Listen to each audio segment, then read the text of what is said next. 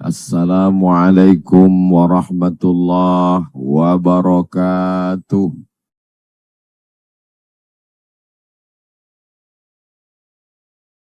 Kumaha damang?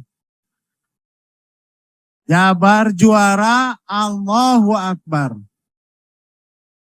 Alhamdulillah, Jabar juara, Allahu Akbar. Mengapa jawabannya musti alhamdulillah? Kullu amrin zibalin, semua amal yang baik, walam yubda bihamdillah, kalau tidak dimulai dengan alhamdulillah, fahuwa aqta', maka amal itu putus, tidak bisa dibawa mati menghadap Allah. Maka segala sesuatu diawali dengan alhamdulillah. Hari ini kita bisa hidup, kita awali kehidupan kita dengan alhamdulillahilladzi ahyana ba'dama amatana wa ilaihin nusyur. Diberikan rezeki alhamdulillah. Quran hilang 7.000. Innalillah.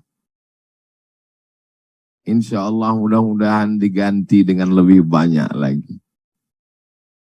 Jawa Barat juara itu memotivasi karena kita disuruh untuk selalu bersaing. Wa fi dzalika falyatanafasil mutanafisun. Dalam kebaikan orang mesti selalu bersaing. Insya Allah Jawa Barat akan selalu menjadi juara insya Allah. Kenapa ditutup dengan Allahu Akbar? Karena orang yang juara itu muncul egonya, bangganya, saya yang besar, maka dia tutup dengan Allahu Akbar. Walaupun yang juara itu Jawa Barat, tapi yang besar itu tetap Allah. Karena kalau tidak kita akan merasa akulah yang paling besar, maka ditutup dengan Allahu Akbar. Alhamdulillah, Jawa Barat juara, Allahu Akbar. Ustadz dapat penjelasannya dari siapa? Ya saya jelaskan aja sendiri. Kalau benar alhamdulillah, kalau tidak benar mudah-mudahan Allah mengampuni saya dan kita semua insyaallah. Amin ya rabbal alamin. Anak raja membeli katun. Katunnya bergambar janur. Saya tidak lagi berpantun karena sudah dipakai Bapak Gubernur. Itu sekedar membalas saja. Karena tradisi berpantun ada istilah menyambut, kalau tidak dijawab berarti tidak hormat. Saya duduk satu majelis dengan Kiai Haji Dr. Jujun Junaidi, pernah, selalu, sering di TV saya datang ke pondok pesantren beliau. Saya duduk dengan Kang Edwin, pernah setiap saya ke Bandung ketemu dengan beliau. Saya duduk satu majelis dengan Bapak Dr. Muhammad Ridwan Kamil, pernah satu majelis, cuman jauh. Tapi satu majelis dengan mereka bertiga baru di Masjid Al-Jabar. Allahu Akbar. Itu hebatnya orang Jawa Barat, setiap ada nikmat langsung Allahu Akbar. Saya rasa dari seluruh kabupaten, kota, provinsi di Republik Indonesia, satu-satunya yang bisa ngasih nama masjid pakai Asmaul Husna sesuai dengan nama provinsinya cuman Al-Jabar. Saya sudah coba cari-cari Ar-Rahman, Ar-Rahim, Al-Malik, cobalah cari provinsi. Misalnya kami di Riau mau buat provinsi, mau buat nama masjid provinsi, Masjid Raya pakai Asmaul Husna, Ar-Riau, nggak ketemu. Capek juga nyarinya itu. Jadi Masya Allah, Tabarakallah. Ini saya tidak sapa satu-satu. Ada Bapak Direktur BJB Syariah, ada Bapak Bupati, Kepala Dinas, Kepala Badan, Kepala Kantor yang ada kepala maupun tidak ada kepala. Hadirin hadirat, muslimin muslimat, mukminin mukminat yang belum kawin dan belum sunat, insya Allah semuanya dimuliakan Allah Subhanahu wa ta'ala. Saya tausiah di Masjid Kebanggaan Sumatera Barat di Kota Padang, masjid yang unik, satu di antara 10 terunik di dunia, bisa dicari beritanya. Dan itu yang menggambar, yang mendesain adalah Kang Emil, Bapak Dr. Haji Ridwan Kamil.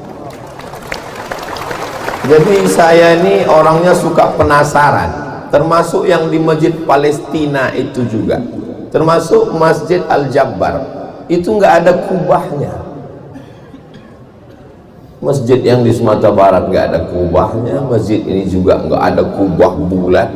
Masjid yang ada di Palestina juga, betul kata Kiai Jujun Junaidi, masjid yang beliau buat itu gambarnya unik-unik. Lama saya berpikir, mana kubah? Rupanya kubahnya sudah ditumpuk di Makassar.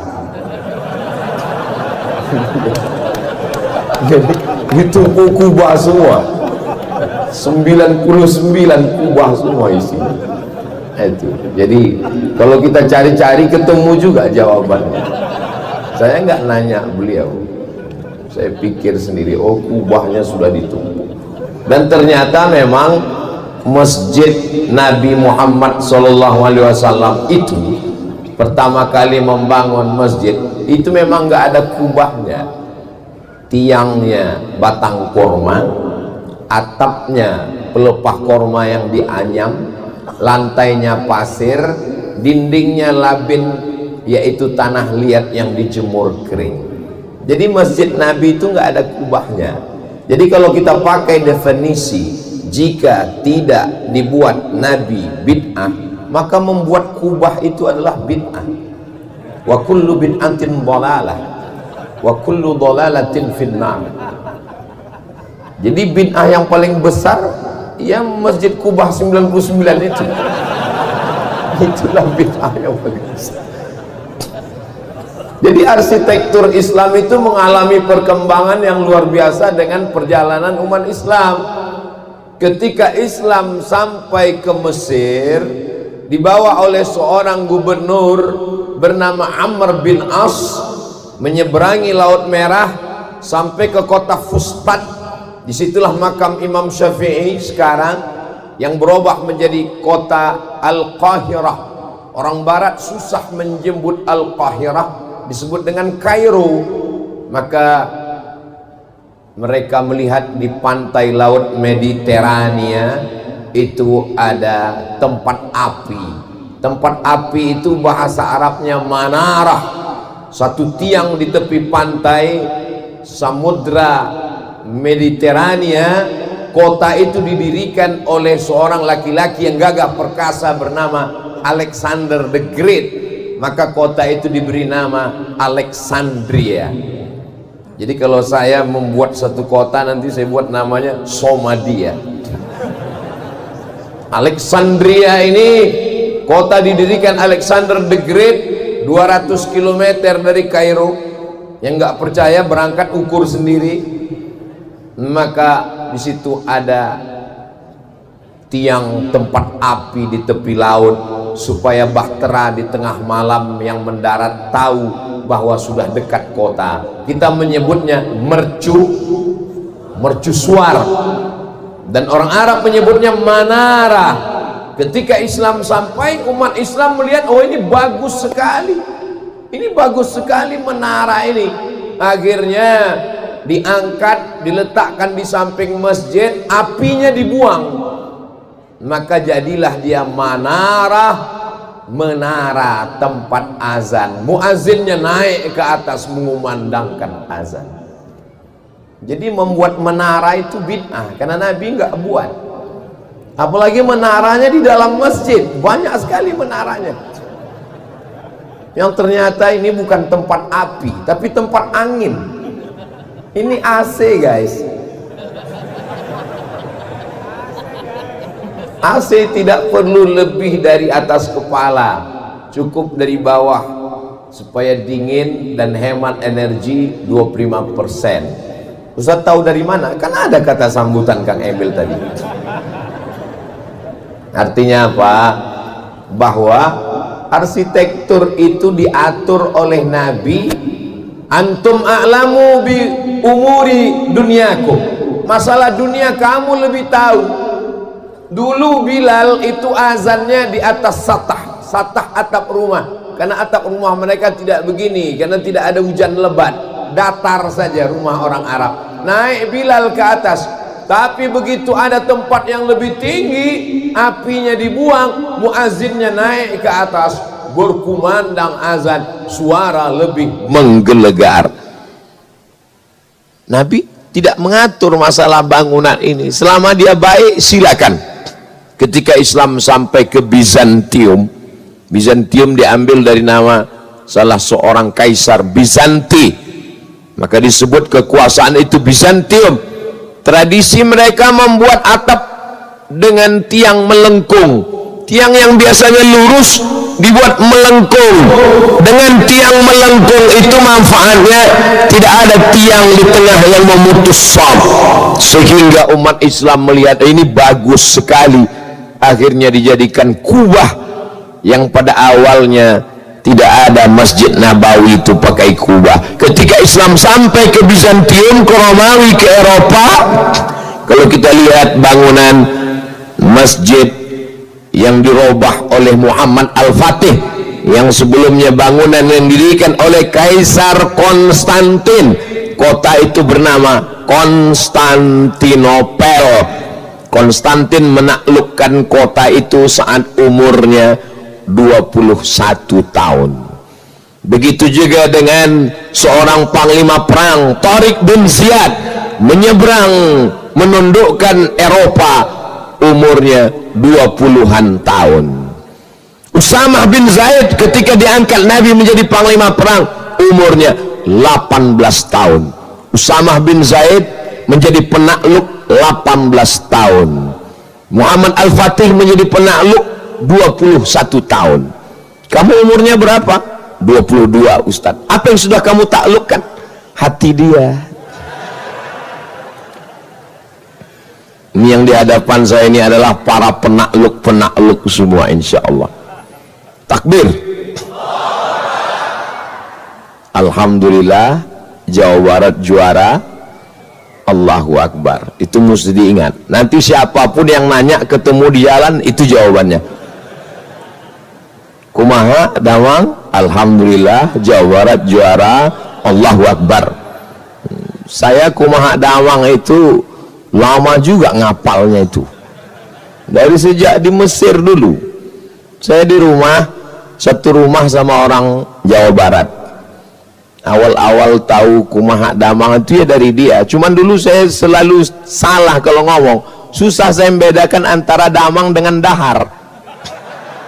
Jadi kalau ketemu kumaha Dahar, salah mat Damang kata dia. Oh iya. Tapi lama-lama sekarang udah agak lancar dikit. Tapi jawabannya baru tahu di sini. Dulu kalau ditanya hatur nuhun sami-sami. Sami itu nama anak saya. Saudaraku yang dimuliakan Allah Subhanahu wa taala, masalah urusan bangunan silakan, tapi berkreasi dalam masalah ibadah, maka Allah Subhanahu wa taala sudah membuat aturannya. Wa ma atakumur rasul, apa yang dibawa oleh Nabi Muhammad sallallahu alaihi wasallam ikuti. Wa manahakum anhu fantahu, apa yang dilarang oleh Nabi maka tinggalkan. Dan alhamdulillah kita hanya berkreasi dalam hal bangunan, tapi dalam hal masalah ibadah, tadi dari imam saya tahu bahwa Masjid Al-Jabbar ini berdasarkan mazhab Syafi'i, maka tetap kita jaga nih sampai hari kiamat insyaallah. Amin. Dari mana Ustaz tahu Masjid Al-Jabbar ini ikut mazhab Syafi'i? Dari bismillah jaharnya. Bismillahirrahmanirrahim. Kenapa kita sholat di Masjid Nabawi, Masjidil Haram enggak pakai bismillah? Bismillahnya ada, cuma enggak kedengaran. Alhamdulillahirabbil alamin. Ar-Rahmanir-Rahim. Malik Yaumiddin. Karena kebetulan Saudi Arabia itu mazhab resminya adalah mazhab Hambali. Mazhab Hambali dengan mazhab Hanafi bismillahnya sir. Tapi kalau di Maroko, tempat saya kuliah dulu, itu enggak ada bismillah sama sekali. Karena menurut mazhab Maliki, Fatihah itu ayat satunya adalah Alhamdulillahi Rabbil Alamin. Jadi langsung aja Allahu Akbar, Alhamdulillahi Rabbil Alamin. Dan orang Maroko kalau sholat tangannya lepas ke bawah. Dari mana Ustaz tahu Masjid Al-Jabbar pakai mazhab Syafi'i? Tadi habis ruku imamnya i'tidal, Sami Allahu liman hamidah, Allahumma hdina fi man hadait. Oh, ini bermazhab Syafi'i. Karena dalam subuh berkunut. Kenapa di Makkah Madinah kita tidak pakai kunut? Karena mazhab Hanafi dan Hambali tidak ada kunut subuh. Kalau mazhab Maliki di Maroko Pak Ustadz, mazhab Maliki pakai kunut. Kunutnya sebelum ruku. Walam yakul lahu kufuwan ahad. Allah, pas imamnya bilang Allah, saya ruku. Rupanya maksud imam Allahumma hdina fi man hadait. Ruku, sebelum ruku kunut. Saya 2 tahun belajar mazhab Maliki di Maroko. Guru-guru saya mazhab Maliki. Tapi pas pulang ke Pekanbaru Riau, nggak pernah saya coba sekalipun di masjid saya. Walaupun saya ketua masjid, nggak pernah saya coba. Allahu Akbar, Alhamdulillahi Rabbil Alamin. Kemudian habis, walam yakul lahu kufuwan ahad, Allahumma hdina. Ini kan masih Ahlus Sunnah. Iya. Kenapa Ustaz nggak pakai? Apa Ustaz takut diganti jadi ketua masjid? Saya nggak pakai. Saya khawatir kalau saya sholat pakai mazhab Maliki di masjid saya. Allahu Akbar, Alhamdulillahi Rabbil Alamin. Langsung jamaah berbisik, sesat. Walaupun tidak keluar dari 4 mazhab. Jadi selama tidak keluar dari 4 mazhab Ahlus Sunnah wal Jamaah, tapi tidak boleh membawa mazhab yang di luar satu mazhab yang diamalkan mayoritas. Mayoritas masyarakat kita memakai mazhab Syafi'i.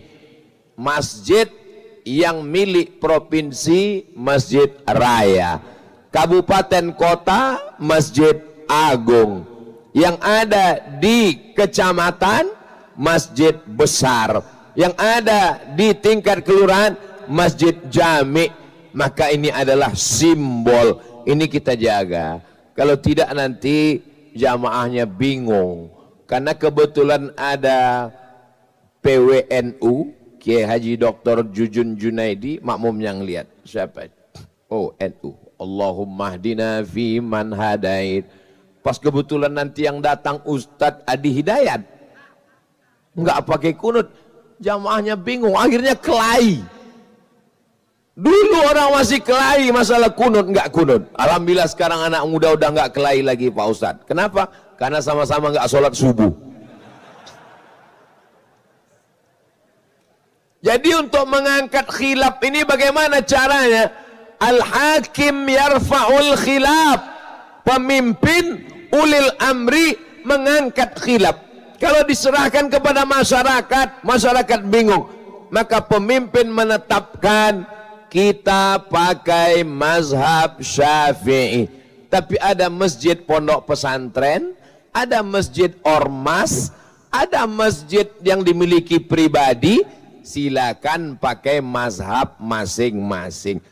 Saya nggak nyaman di masjid pesantren itu Pak Ustadz. Kenapa? Nggak sesuai dengan saya. Ya salah kamu sendiri, carilah masjid yang sesuai dengan kamu. Ini penting untuk mengatasi masalah-masalah khilafiyah yang terjadi. Inti substansi dari yang saya sampaikan ini adik-adik paham kan? Memang kalau belum sarapan sulit nangkap memang. Yang saya tanya adik-adik itu, karena bapak-bapak insya Allah, saya nggak yakin juga paham. Tapi insya Allah paham. Masjid kita ini jamaahnya 40.000. Allahu Akbar. Kajian insan kamil biasa dilaksanakan duha. Lalu tadi saya tanya, ini kenapa dilaksanakan subuh? Ngikut jadwal Ustadz Somad. Saya jadi nggak enak hati. Tapi jamaah yang nggak bisa datang karena terlalu subuh, jangan khawatir. Kajian ini tetap bisa ditonton di channel Ustadz Abdul Somad Official. Subscribe, like, share, and comment.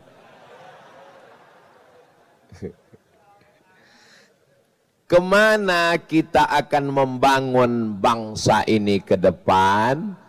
Kita mengarahkan kepada baldatun thayyibatun wa rabbun ghafur. Dunia ini, NKRI ini, Jawa Barat ini akan tetap menjadi indah kalau ada 4 tiangnya. Tiang Masjid Al-Jabbar itu adalah siddiq, amanah, tabligh, fatanah. Simbol dari sifat Sayyidina wa Maulana wa Syafi'ina wa Zukhrina wa Qurrati Ayunina Muhammad sallallahu alaihi wasallam. Allahu Akbar. Kurang. Alhamdulillah Jawa Barat juara. Allahu Akbar. Kalau di tempat lain cukup takbir Allahu Akbar. Tapi kalau di Al-Jabbar mesti Alhamdulillah Jawa Barat juara. Allahu Akbar. Saya khawatir nih pindah provinsi lain saya bawa juga jawaban ini. Tiang yang pertama, simbol maknanya adalah ilmul ulama. Selama ilmunya ulama dipakai, maka insya Allah Indonesia, Jawa Barat tetap terjaga, terpelihara insya Allah. Saya ini orangnya yang suka penasaran. Kenapa Kang Emil membangun sampai 70 masjid, 8 pesantren? Apa yang melatar belakanginya? Apa ini untuk bahan kampanye? Lama saya merenung. Setelah ngobrol-ngobrol, ternyata kakek beliau, Kiai Mukhidi, adalah panglima mujahid fisabilillah, menolong agama Allah melawan Belanda dan membangun pesantren, berpesan jangan berhenti membangun masjid. Baru saya paham. Itu pertanyaan tidak bisa kita tanyakan ke orang melalui WhatsApp. Kita mesti ketemu langsung. Apa motivasi? Ternyata mengamalkan ilmunya ulama. Jadi kalau ilmunya ulama ini diamalkan, insya Allah selama masih ada ulama yang mengawal negeri ini, orang taunya Hari Pahlawan 10 November. Betul? Orang lupa bahwa Bung Tomo, Jenderal Sudirman meminta fatwa kepada Hadratus Syekh Muhammad Hashim Asy'ari. Bagaimana sikap kita melawan Belanda? Akhirnya keluarlah resolusi jihad 22 Oktober. Disuarakanlah di setiap pondok pesantren. Para kiai, para ajengan, para pangarsa menyampaikan, ini siapa yang mati melawan Belanda, matinya mati syahid. Kalau mati syahid, maka lukanya akan menjadi saksi saat dia bangkit di padang mahsyar.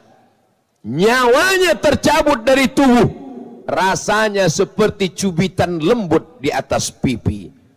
Tidak akan terkena azab kubur dan tidak akan kena hisab, langsung masuk ke dalam surga. Itulah yang membuat founding father, pejuang pendiri bangsa ini, rela menghabiskan hartanya dan nyawanya. Akhirnya kita merdeka. Itulah maka dalam pembukaan Undang-Undang Dasar 45, atas berkat rahmat Allah yang Maha Kuasa dan keinginan bangsa Indonesia yang luhur, makanya sila kita yang pertama, Pancasila, satu, ketuhanan yang Maha Esa. Jadi kalau mau menjaga Indonesia, maka didiklah anak-anak kita menjadi para ulama. Pesantren kita bantu, kita support, anak-anak kita masukkan ke pesantren. Jawa Barat adalah negerinya pesantren, para alim ulama, tak bisa disebutkan satu-satu saking banyaknya. Maka kalau mau menjaga anak-anak kita ini sekarang, Bapak Ibu, dirusak melalui medsos, melalui judi online, game online, melalui televisi, melalui macam-macam masuk ke dalam kepalanya. Tidak ada yang bisa kecuali pondok pesantren. Masuk pagi, keluar sore, cabut, pulang. Apa yang akan terjadi untuk anak-anak kita di masa akan datang? Banyak orang tidak mau memasukkan anak pesantren. Saya nggak mau anak saya di pesantren, Pak Ustadz. Nanti anak saya kurus seperti Ustadz Somad. Ustadz Jujun Junaidi tamat pesantren, mendirikan pesantren, membangun pesantren, berdakwah dengan tausiah, sampai hari ini tetap hidup, sampai hari ini tetap sehat walafiat, sampai hari ini masih tetap bisa berdakwah. Yang penting apapun bajunya, apapun seragamnya, apapun jabatannya, dipakai untuk menolong agama Allah. Menjadi gubernur, menjadi bupati, menjadi wali kota, bangun masjid, support pesantren, pakai unjung tanda tangan, tidak perlu tausiah, tidak perlu khutbah, tidak perlu tabligh akbar, cukup dengan menggunakan segenggam kekuasaan, pakai untuk menolong agama Allah. Setuju? Yang bilang setuju yang nggak ada jabatan. Itu yang jawab tadi ada jabatan semua itu Pak Ustadz. Tapi Kang Emil kan tinggal 2 bulan lagi Pak Ustadz. 2 bulan lagi itu kan periode pertama. Artinya apa? Seandainya doamu makbul, kata Imam Ahmad bin Hanbal, seandainya doamu makbul dan engkau cuman satu doa yang mustajab, jangan minta suami yang soleh. Karena kalau kau punya suami yang soleh, kau belum tentu mau berbagi dengan orang lain. Ibu-ibu siap berbagi? Diam. As-sukutu alamatur ridho. Diam tanda setuju. Tapi mintalah pemimpin yang adil. Karena kalau kau dapat pemimpin yang adil, satu negeri mendapatkan keadilannya insya Allah. Amin. Maka jangan pernah berhenti berdoa. Selama ini doanya Rabbi habli minas salihin. Selama ini doanya Rabbana hablana min ladunka dzurriatan thayyibah. Menjelang tahun-tahun politik, sertakan doa munajat kepada Allah. Allahumma rzuqna imaman adila. Berikan kami pemimpin yang adil dan amanah. Demokrasi itu sesuatu yang biasa. Kita tidak lagi tinggal di kerajaan Pasundan pakai sistem monarki. Kita tinggal di negara demokrasi. Gunakan hak suara, berdoa kepada Allah. Doa di Masjid Al-Jabbar lebih khusyuk, apalagi kalau memandang ke atas. Kenapa? Tulisan Allahnya besar. Ya Allah. Nggak percaya? Lihat tuh atas. Saudaraku yang dimuliakan Allah Subhanahu wa taala. Ilmu ulama, ilmunya ulama ini, alhamdulillah, yang awalnya khawatir masjid besar, apa ada orang yang ngisi pengajiannya, ternyata ramai melimpah luar biasa. Saya ngikuti juga beritanya ini Pak Gubernur. Saya baca itu awal berita, jamaah rame datang, rupanya anaknya mandi di kolam. Air mancur. Tapi berita tentang Quran hilang 7.000 itu baru ini keluar. Apakah setelah Quran ini hilang jamaahnya tetap datang? Tetap ramai. Kenapa? Karena dibangun atas dasar takwa dan keimanan kepada Allah. Jamaah tetap diajak untuk memakmurkan rumah Allah. Ketika kita nanti menghadap Allah, tidak ada lagi atap, tidak ada lagi tempat naungan. Di antara yang tetap dapat atap naungan di padang mahsyar adalah rajulun qalbuhu mu'allaqun fil masajid, orang yang hatinya tergantung di masjid. Dan orang yang hatinya tergantung di masjid, inilah jamaah yang hadir 20.000 subuh ini. Allahu Akbar. Salah. Alhamdulillah, Jawa Barat juara. Allahu Akbar. Kenapa hatinya tergantung di masjid? Ini kan subuh hari Ahad, hari libur, tanggal merah.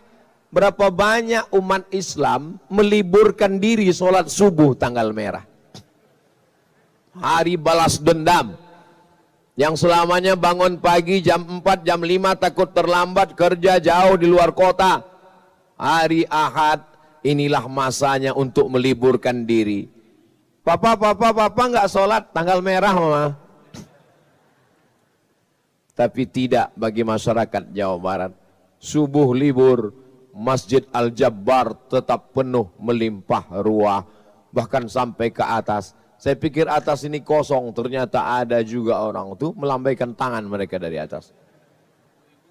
Ibu-ibu khusus, ini awalnya laki-laki di bawah, perempuan di atas.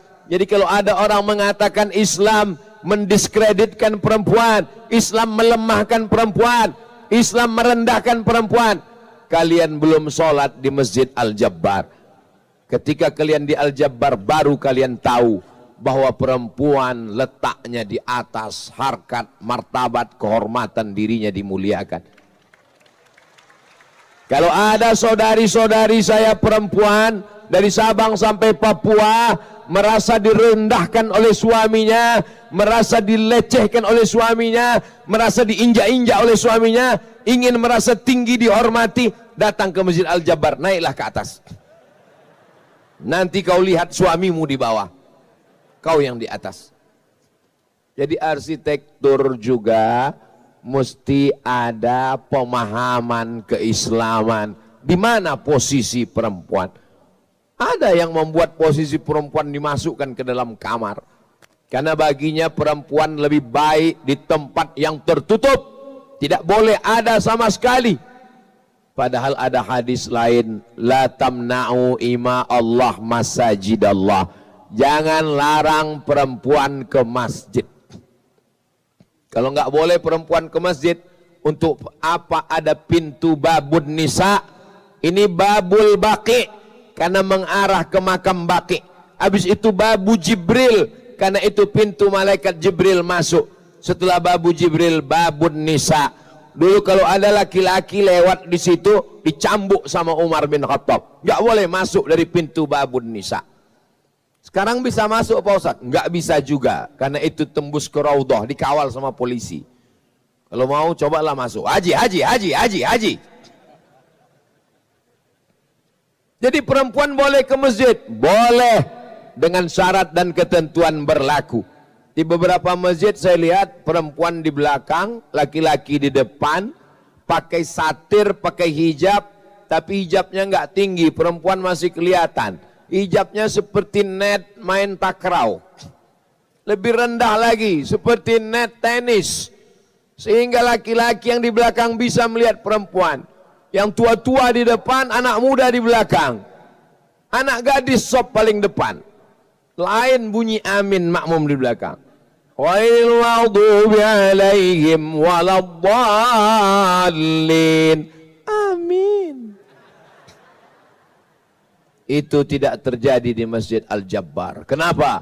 Karena perempuan di atas. Yang bawah ini tidak melihat perempuan, tapi perempuan bisa melihat ke bawah. Itu pun yang mereka lihat tengkuk sama kepalanya aja. Yang mereka lihat utuh sempurna hanya Ustadz Abdul Somad. Saudaraku yang dimuliakan Allah Subhanahu wa taala, ilmunya ulama dipakai. Yang kedua, adlul umara, keadilan pemimpin. Semua kabupaten kota mesti ada jatahnya di masjid ini. Berapa kabupaten kota? 27. Maka ada jatahnya di sini. Setiap pintu-pintu Masjid Al-Jabbar ini adalah simbol dari kabupaten kota yang ada di Jawa Barat. Ustaz tahu dari mana? Tadi Kang Emil kan ngasih tahu saya. Jadi setiap kabupaten kota dia punya ikon, dia punya simbol, dia punya local wisdom, kebijaksanaan lokal, punya ciri khas, sehingga ada rasa memiliki, penuh dengan simbol, penuh dengan makna. Maka ketika kita diberikan Allah Subhanahu wa taala doa, la tusallit alaina bidzunubina man la yakhafuka wa la yarhamuna. Jangan angkat pemimpin kami orang yang tak takut kepadamu dan tak sayang kepada kami. Mungkin Fidel Castro ateis, tidak bertuhan, tidak tahu dia sama Tuhan. Kata dia Tuhan itu tidak ada, nonsen, bullshit, omong kosong itu Tuhan. Tapi dia masih sayang sama rakyatnya. Yang paling mengerikan adalah orang yang tidak takut dengan Tuhan dan tidak sayang kepada rakyat. Maka hidup di bawah tanah lebih baik daripada di atas tanah. Itu adalah azab. Sakit belum tentu azab. Kenapa? Boleh jadi dengan sakit maka dosa-dosa kita hilang. Utang? Enggak. Bangkrut? Belum tentu azab. Boleh jadi menurut ilmu Allah, orang ini kalau uangnya banyak, dia enggak ke masjid lagi. Dulu waktu masih susah, subuh, zuhur, asar, maghrib, isya, duha, tahajud, iktikaf 8 kali ke masjid. Begitu rezekinya lancar, ke masjid cuman 2 kali, Idul Fitri, Idul Adha. Idul Fitri masbuk, Idul Adha on time karena bawa kupon ambil daging kurban. Jadi apa maknanya? Pemimpin-pemimpin maka gunakan suara, gunakan hak kita. Apa kata Syekh Yusuf Al-Qardawi dalam kitab Min Fiqhid Daulah? Sampulnya warna hijau tua, dicetak oleh Darus Syuruk. Ketika engkau menggunakan pakumu di atas kertas, saat itu engkau bersaksi di hadapan Allah. Aku bersaksi, orang ini layak menjadi pemimpinku di masa akan datang. Maka di antara dosa besar, ala adullukum ala akbaril kabair, maukah kamu aku tunjukkan dosa terbesar di antara dosa besar? Isyrak, insya Allah kita tidak lagi syirik. Uququl walidain, insya Allah kita tidak durhaka kepada orang tua. Yang kita khawatirkan dosa terbesar ketiga adalah syahadatuz zur, memberikan kesaksian palsu. Orang-orang Jawa Barat tidak mempan dengan money politik.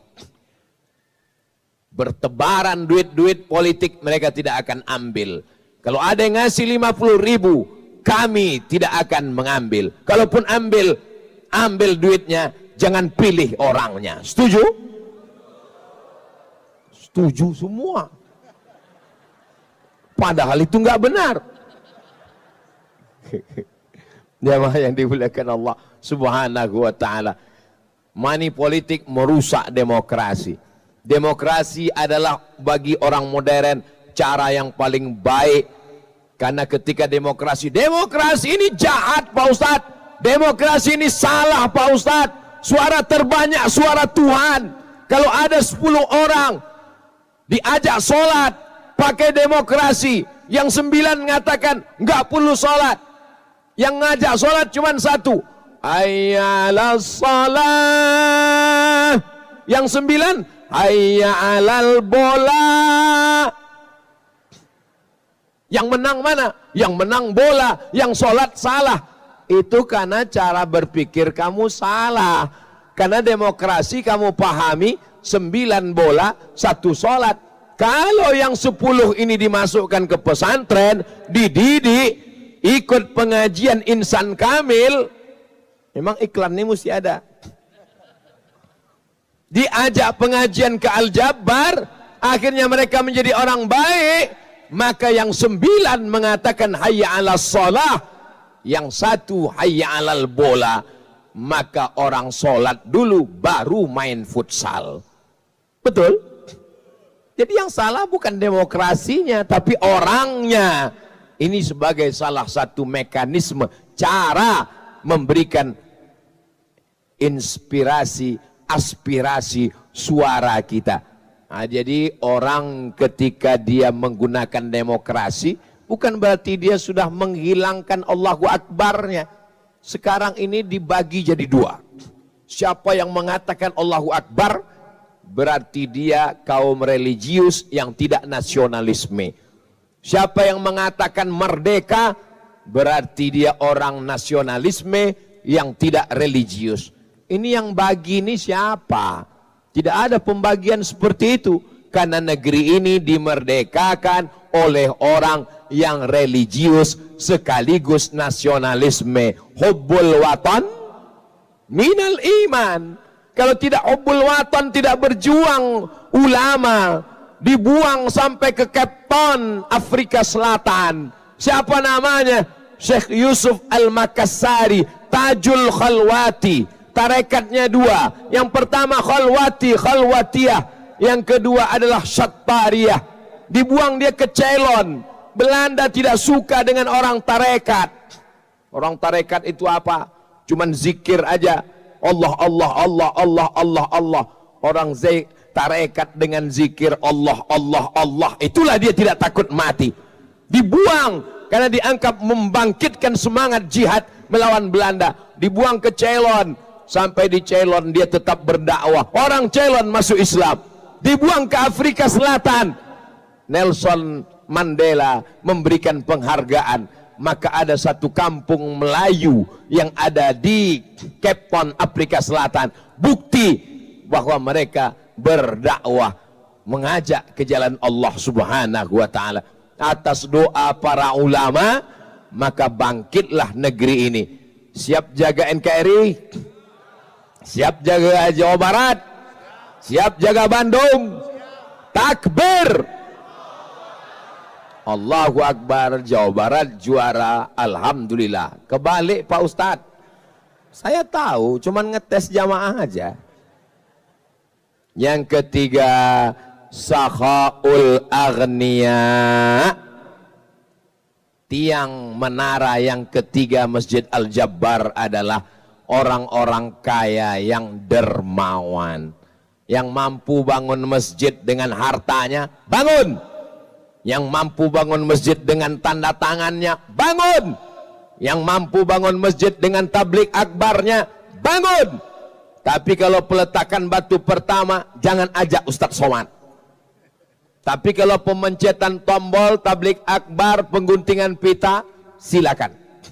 Berikut ini peresmian masjid, pengguntingan pita oleh Ustadz Abdul Somad. Kan keren. Peletakan batu pertama nggak nambah-nambah. Ini semua anak-anak muda yang hadir ini, mereka tidak mati sebelum bangun masjid. Yang nggak bilang amin mati duluan. Ustadz nggak boleh ngancam Pak Ustadz.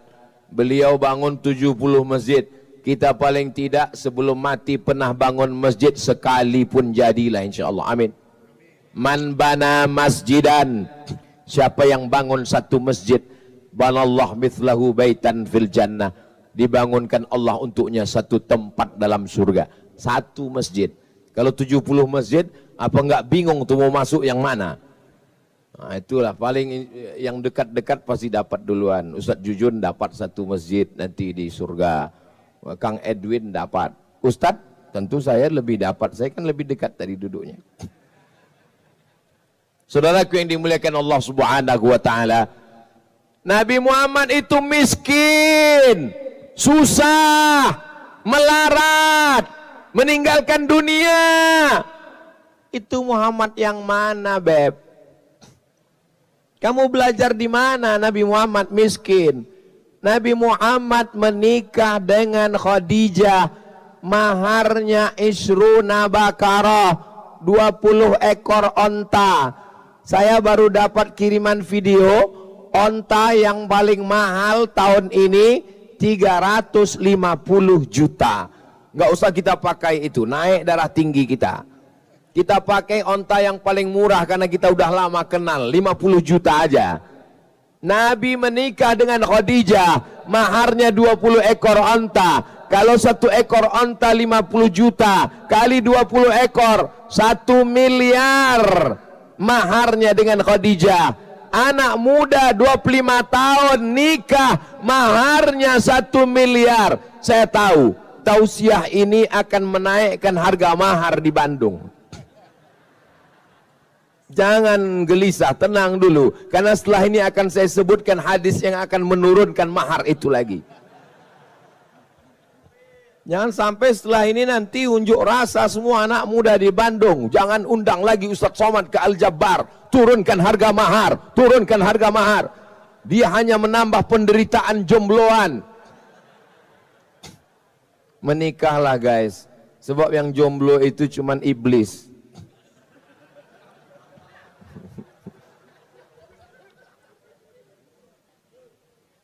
Perempuan yang paling baik kata Nabi adalah aqalluha mahran, yang maharnya paling murah, itulah perempuan yang paling baik. Gimana? Udah agak tenang? Saya mesti cepat menetralisir ini sebelum mereka pulang. Saya bukan mau cerita tentang mahar mahal, saya mau cerita bahwa Nabi Muhammad itu kaya. Mana ada anak muda nikah 25 tahun maharnya 1 miliar kalau tidak kaya. Nabi Muhammad anak muda yang kaya, menarik. Setiap rumah orang di kota Makkah itu ada lubangnya. Untuk apa? Mengintip Nabi Muhammad kalau lewat. Makanya dia adalah nur ala nur, cahaya, terang benderang. Waktu dia masuk ke kota Madinah, apa kata mereka?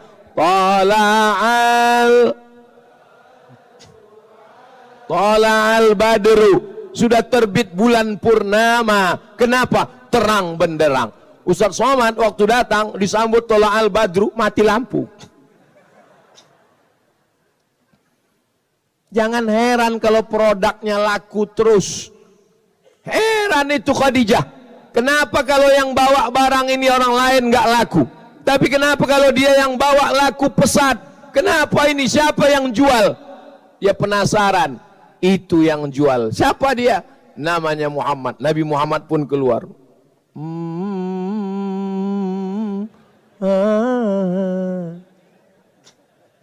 Mana tahu mau dibuatkan video pendeknya. Soundtracknya begitu. Artinya apa? Nabi Muhammad itu ganteng, Nabi Muhammad itu kaya, Nabi Muhammad itu hebat. Begitulah anak-anak muda di Bandung, Jawa Barat. Amin. Kalau ada yang nggak ganteng, miskin, susah, melarat, bawaannya mau mati, cepatlah pindah ke provinsi lain. Kumaha, damang?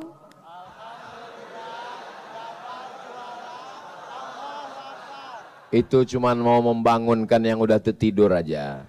Jadi kalau ada tidur sebelah gitu cara membanguninnya. Alhamdulillah Jawa Barat juara, takbir. Jangan lagi kita berpikir dunia ini mesti ditinggalkan. Doa masuk masjid. Allahumma aftahli abwaba rahmatik. Bukakan aku pintu rahmatmu. Tapi kalau doa keluar masjid, Allahumma inni as'aluka min fadlik. Beri aku rezekimu. Kenapa minta rezeki? Karena setelah keluar dari masjid, kita akan membuka pintu peluang rezeki, bisnis, toko, ruko, dagang, jualan, semuanya. Supaya apa? At-tajir, pedagang, as-saduq, jujur, al-amin, amanah. Kalau dia mati, ma'an nabiyyin, dia akan bersama dengan para nabi, wasiddiqin, dia akan bersama dengan orang yang jujur, yang benar. Wasyuhada, orang mati syahid. Wassolihin, orang soleh. Iya Pak Ustadz, tapi modalnya gimana? Modalnya segera datang ke Bank Jabar Syariah, BJB Syariah. Allahu Akbar. Orang yang masih berkutat di konvensional, maka dia kena riba.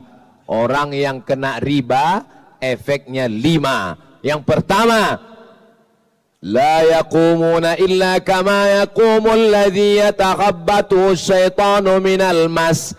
Bangkit dari kubur seperti orang kerasukan setan, kesurupan.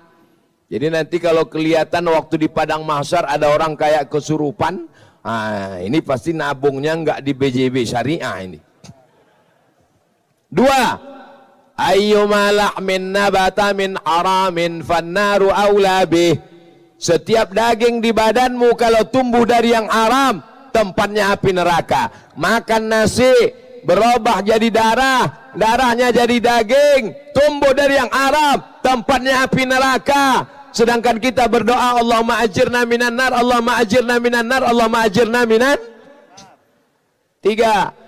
Lidah yang dipakai berdoa, jadikan anak saya soleh, berikan pemimpin yang soleh, tapi ternyata makan haram, doanya tidak diterima. Kenapa? Mata'amuhu haram, makanannya haram. 4. Nasihatin kazibatin khati'ah. Otaknya jadi jahat gara-gara makan nasi haram, riba, jadi tetes darah masuk ke jantung, dari jantung naik ke otak, otaknya jadi jahat. Kenapa anak saya jadi jahat Pak Ustadz? Yang jahat bukan anakmu, tapi kamu memberinya makan riba. 5. Tidak mendapatkan nikmat khusyuk dalam ibadah. Sudah tidur subuh terlambat. Apa masalahnya? Cacingan, kurang gizi. Yang kedua, karena makan haram, diharamkan Allah untuk mendapatkan lezatnya, nikmatnya, manisnya ibadah. Jadi solusinya Pak Ustadz, beralih ke BJB Syariah. Ini Ustadz ini dapat bisikan, enggak ada. Saya enggak ketemu dengan beliau. Saya baru tahu beliau tadi disebutkan protokol ke depan. Saya di mana-mana memang mensupport bank syariah. Dulu saya selalu diundang di bank konvensional, sekarang enggak lagi. Yang terakhir, tiang yang keempat adalah imra'atun solihah, perempuan yang solihah. Di balik laki-laki yang gagah, yang luar biasa, yang perkasa, itu ada perempuan yang luar biasa. Bukan perempuan yang biasa di luar. Ada Ustadz Jujun Junaidi, ada perempuan yang luar biasa. Ada Kang Emil, ada Ibu Atalia, perempuan yang luar biasa. Ustadz kok tahu? Tadi kan ketemu di belakang. Kang Edwin, ada perempuan yang luar biasa. Perempuan yang luar biasa itu siapa? Terkadang dia ibu kita, istri kita. Apa kata Khalil Gibran? Perempuan yang paling cantik itu 3. Siapa dia? Ibu saya, bayangannya, dan pantulan cahayanya. Begitulah yang paling hebat. Maka muliakan ibu, muliakan perempuan. Ini laki-laki yang gagah perkasa di depan saya ini, mereka semuanya dilahirkan oleh perempuan. Mohon maaf, ada yang dilahirkan bencong. LGBT tidak melahirkan apa-apa. Maka LGBT ini harus dituntaskan. Insya Allah, kalau pondok pesantren, alim ulama tetap bergerak dengan dakwah, dengan kajian, insya Allah selamat negeri kita ini. Baldatun thayyibatun wa rabbun ghafur. Kalau 4 ini kita jaga insya Allah. Kenapa Ustaz Somad ketika di Masjid Al-Jabbar kemarin cuman 4 aja? Ya tiangnya cuman 4. Oh kalau gitu Pak Ustaz lebih banyak tiang yang di dalamnya dia bahas. Nanti tiang yang di dalam ini untuk pertemuan kedua, ketiga nanti. Semua tiang-tiang ini kita bahas insya Allah. Makna Al-Jabbar artinya yang maha kuasa dan gagah perkasa. Raja-raja itu disebut dengan Jabbar. Maka ketika nanti pada hari kiamat Allah bertanya, Ainal Jabbarun? Mana raja-raja yang gagah perkasa? Mana? Semua raja-raja mati. Bupati-bupati mati. Wali kota mati. Gubernur jangan, ada orangnya. Semua akan mati menghadap Allah Subhanahu wa taala. Maka pada saat itu Allah bertanya, Ainal Jabbarun? Mana raja-raja yang berkuasa? Anal Jabbar, kata Allah, akulah yang maha kuasa. Itu makna Al-Jabbar. Mana tahu nanti ibu-ibu pulang ditanya sama anaknya, mama dari mana? Dari Masjid Al-Jabbar. Arti Masjid Al-Jabbar itu apa, Ma? Masjid Jawa Barat. Betul, nggak salah. Jabar itu memang Jawa Barat. Salah satu Al-Asmaul Husna. Makna Jabbar dua. Yang pertama, Jabrul Qahri, menguasai segala yang berkuasa. Tidak ada yang berkuasa kecuali Allah. La ilaha illallah. Ayatnya sudah dibacakan Kang Emil. Tu'izzu man tasha wa tudhillu man tasha. Siapa yang mau kau angkat ke atas, siapa yang mau kau jatuhkan ke bawah. Biadikal khair, dalam kuasamu ada kebaikan-kebaikan. Jadi kalau hari ini kita diberikan kuasa Allah, kuasa itu dipakai untuk menolong agama Allah, menebarkan kebaikan. Wa ma arsalnaka illa rahmatan lil. Makna yang kedua adalah jabrur rahmah. Jabrur rahmah artinya menanamkan kekuatan di dalam hati orang yang terluka. Tidak ada manusia yang tak pernah terluka. Saya sampai hari ini masih terluka. Ibu saya meninggal 2019. Sampai hari ini kalau ketemu dengan orang, Ustadz kenalkan ini emak saya umurnya 80. Dalam hati saya, betapa tidak adilnya Tuhan. Tapi kemudian Allah ingin saya tahu cerita lain. Saat saya pergi ke Pontianak, saya ketemu dengan bapak-bapak. Ustadz Somad tolong doakan anak ini. Kenapa? Ibunya meninggal, dia kelas 5 SD. Oh, ternyata aku mesti bersyukur di antara kisah-kisah banyak manusia. Makna Jabbar, Jabrur Rahmah, menghibur, menguatkan, pelipur lara, mengokohkan hati orang yang terluka. Semua hati yang terluka dikuatkan Allah Subhanahu wa taala. Membangun masjid sudah. Menyantuni anak yatim sudah. Pondok pesantren sudah. Tapi ada satu yang belum. Apa dia? Ridho menerima takdir Allah. Itulah makom yang paling tinggi. Semua orang yang masuk surga nanti ditanya sama Allah, "Madza turidun?" Kalau bahasa Sundanya, what do you want atuh? Madza turidun?